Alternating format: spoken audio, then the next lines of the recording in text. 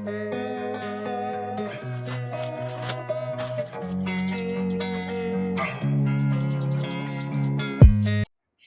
ধরে বাইরে থাকলেও কিন্তু তোমাদের স্কিনটা একটু কালো হবে না।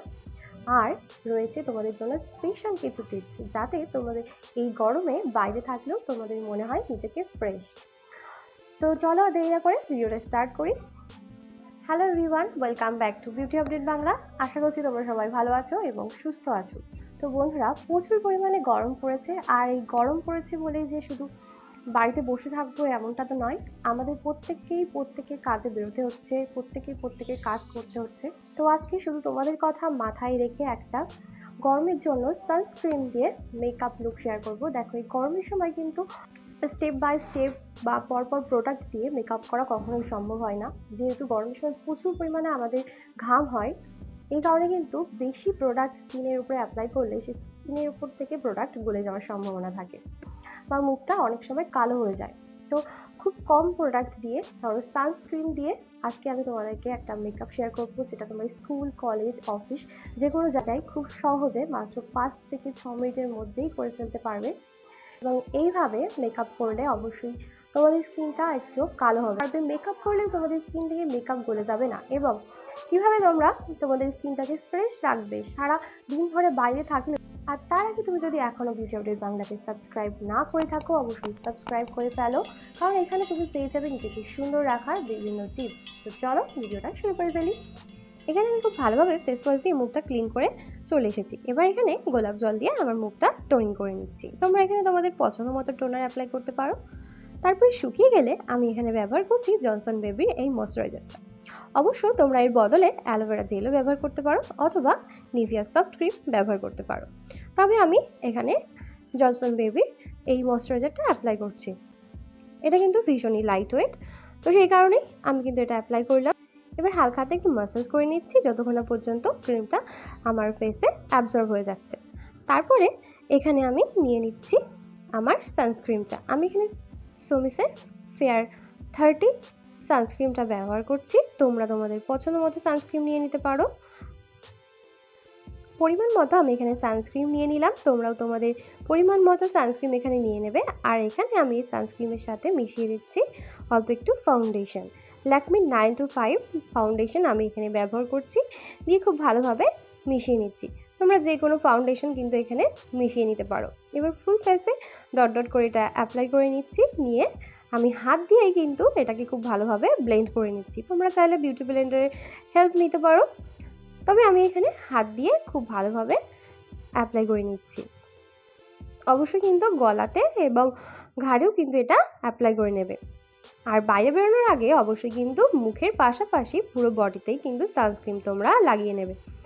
তারপরে সানস্ক্রিন আর ফাউন্ডেশন দুটোকেই সেট করার জন্য আমি এখানে পাউডার অ্যাপ্লাই করে নিচ্ছি। তবে গরমে অবশ্যই কিন্তু পাউডার পাফ করে তারপরেই বেরোবে, তাহলে কিন্তু ঘামটা একটু কম হবে।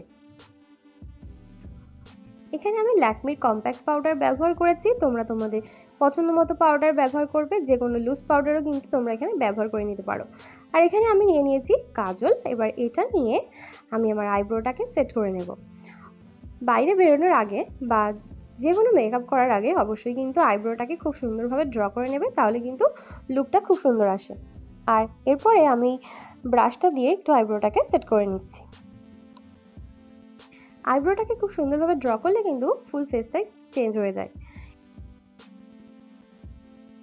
এখানে আমি এবার এই কাজলটা দিয়েই আমার ওয়াটার লাইনে একটু অ্যাপ্লাই করে নিচ্ছি। খুব গাঢ়ভাবে অ্যাপ্লাই করছি না, জাস্ট হালকাভাবে একটু লাইন টেনে নিচ্ছি। তোমরা কিন্তু এইভাবে কাজল দিয়ে খুব সিম্পল এই মেকআপটা করতে পারো। আশা করছি তোমাদের খুব ভালো লাগবে। এবার কাজল অ্যাপ্লাই করা হয়ে গেলে আমি এখানে মাস্কারা নিয়ে নিয়েছি। কালার এসেন্সের মাস্কারা আমি নিয়ে আপার ল্যাশে এবং লোয়ার ল্যাশে খুব সুন্দরভাবে লাগিয়ে নিচ্ছি। এতে কিন্তু চোখটা অনেক বেশি সুন্দর দেখায়। এখানে আমি এই ওয়াটারপ্রুফ মাস্কারা ব্যবহার করেছি। তোমরা অবশ্যই কিন্তু এই ওয়াটারপ্রুফ মাস্কারাটা ব্যবহার করার চেষ্টা করবে, যেহেতু গরমকালে ঘাম হয় ভীষণ, সেই জন্য ওয়াটারপ্রুফ মাস্কারা অ্যাপ্লাই করলে সেটা আর গলে যাবে না বা চোখের আশেপাশে লেগেও যাবে না। এবার এখানে লিপস্টিক অ্যাপ্লাই করে নিলাম। আমি এখানে রেড কালার লিপস্টিক অ্যাপ্লাই করলাম। তোমরা তোমাদের পছন্দ মতো যে কোনো হালকা কালারও কিন্তু অ্যাপ্লাই করে নিতে পারো।